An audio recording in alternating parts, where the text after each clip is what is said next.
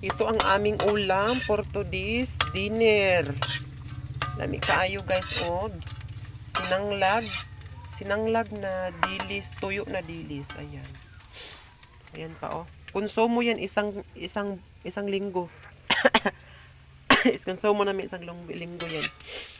Masarap ito guys. Suka na may sili at saka lab. Lami kaayo no. Muna din ha.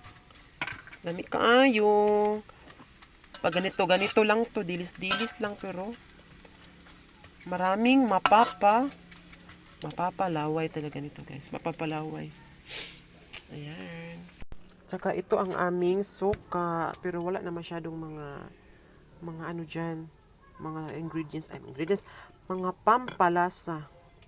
Or mga seasoning granules. Wala na masyado pero meron pa yung mas masarap na ito guys. Kasi ano na.